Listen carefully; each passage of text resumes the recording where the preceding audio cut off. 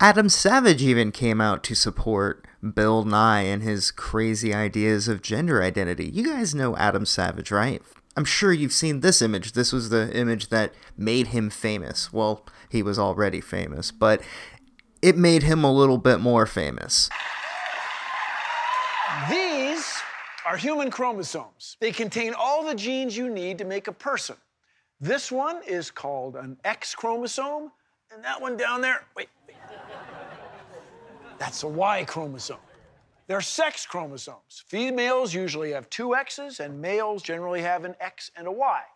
But it turns out about 1 in every 400 pregnancies has a different number of sex chromosomes. Some people only have 1 sex chromosome. Some people have 3, 4, or even 5 sex chromosomes. For me, sometimes I feel I have a lot.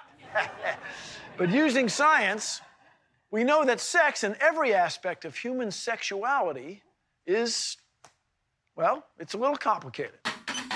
I'm going to deliver the final blow to this dead horse while the corpse is still warm. I have been sifting through the series for a while now, and it appears to be geared towards children, which means to me either one of two things. First, it means that this program of radical critical theory, as opposed to scientific theory, is promoted towards children in an attempt to groom the next generation with this sexual Marxism. Or it could be that the people who made it thought so little of the intellect of their potential audience that they wouldn't even see past this nonsense. Fortunately for Bill Nye and Company, the 5-star ratings have disappeared since Amy Schumer's critically panned non-MIDI special. The studies that validate this pseudoscience of gender theory are completely dishonest representations of actual data. However, gender identity has remained a power-pandering tool for the masses, indulging people in delusions. There are even parts of the show where Bill Nye says 3-year-olds should be able to be in charge of their gender identity. And look, with all due respect to the childlike wonder of being a kid out there these days, don't throw the burden of identity on them when they still don't know how the world functions.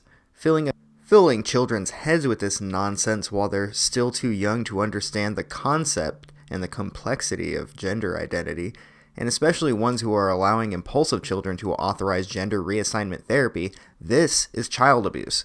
They say that trans are 20 times more likely to kill themselves, so why would you want to push this on your child? Children are not capable of independent thought at that young an age, and decisions like this one are ones that a child does to appease their likely pressuring peers, as they've had not enough time to reflect on the complexity of that issue. This, to me, is one of the most sickening things I have heard of, and the fact that it attempting to associate itself with science is a mockery to the great science that existed only a few decades ago. Snake oil scientists.